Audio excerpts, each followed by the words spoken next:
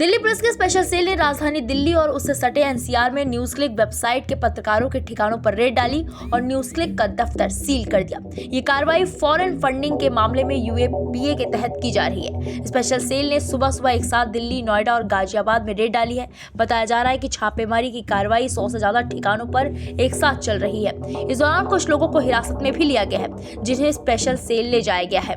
Media reports के मुताबिक पत्रकार उर्मिलेश और सत्यम तिवारी को हिरासत में लिया गया। इनके वकील स्पेशल सेल के दफ्तर पहुंच गए।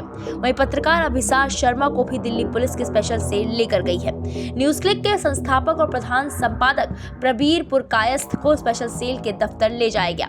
रेड के दौरान दिल्ली पुलिस की स्पेशल सेल ने कई इलेक्ट्रॉनिक एविडेंस जैसे लैपटॉप और मोबाइल फोन जब्त कर लिए। इसके अलावा हार्ड डिस्क का डेटा भी लिया गया। कई फाइलें भी जब्त की गई। मीडिया रिपोर्ट के मुताबिक दिल्ली पुलिस की स्पेशल सेल ने इस मामले में यूएपीए के तहत केस दर्ज किया है। दिल्ली पुलिस के इस एक्शन के बाद पत्रकार अभिसार शर्मा ने सोशल मीडिया पर पोस्ट किया। उन्होंने कहा कि दिल्ली पुलिस उनके घर से लैपटॉप और उनका फोन ले गई है।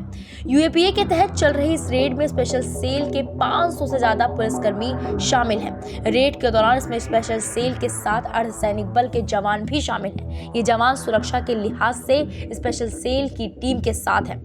कयास लगाया जा रहा है कि रेड खत्म होने के बाद दिल्ली पुलिस की तरफ से प्रेस कॉन्फ्रेंस की जा सकती है। फिलहाल सभी सीनियर अफसरों को रेड पर फोकस रखने के लिए कहा गया है।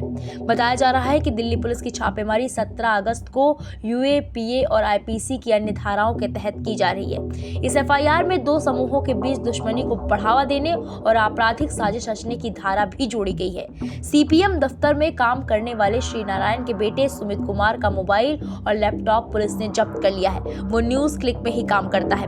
उसके 36 कैनिंग लेन में स्थित ठिकानों पर छापा मारा गया। हालांकि सुमित को हिरासत में नहीं लिया गया। 36 कैनिंग लेन ऑल इंडिया किसान सभा का दफ्तर है।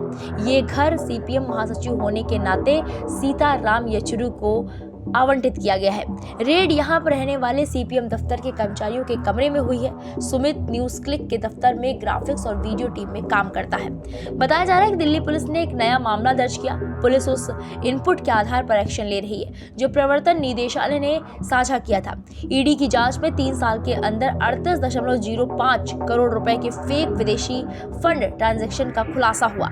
ये पैसे गौतम नवलखा और तीस्ता सीतलवाड़ के सहयोगियों के अलावा कई पत्रकारों को दिए गए थे। इन पैसों के लेन देन का खुलासा ईडी की जांच में हुआ था। इसमें एफडीआई के जरिए 9.59 करोड़ रुपए और सर्विस एक्सपोर्ट के बदले 28.46 करोड़ रुपए देने की बात हुई थी। चीन से आया पैसा कुछ विदेशी फर्मों के माध्यम से न्यूज क्लिक तक पहुंचा। ये पैसा न्यूज क्लिक से जुड़े पत्रकारों को भी दिया गया। बता दें कि साल 2021 में दिल्ली पुलिस की आर्थिक अपराध शाखा ने न्यूज क्लिक को मिली अवैध फंडिंग को लेकर मुकदमा दर्ज किया था। ये संदिग्ध फंडिंग चीनी कंपनियों के जरिए न्यूज क्लिक को मिली थी। इसके बाद ईडी ने मुकदमा दर्ज कर तफ्तीश शुरू की थी। हालांकि हाईकोर्ट ने उस वक्त न्यूज क्लिक के प्रमोटर्स को गिरफ्तारी से राहत दे दी थी। आपको याद दिला दें कि 1 महीने पहले लोकसभा में भी न्यूज क्लिक का मुद्दा उठा था। 7 अगस्त 2023 को बीजेपी सांसद निशिकांत दुबे ने कहा था कि न्यूज क्लिक को चीन से फंडिंग मिल रही है। उन्होंने कहा था कि न्यूज क्लिक देश विरोधी है।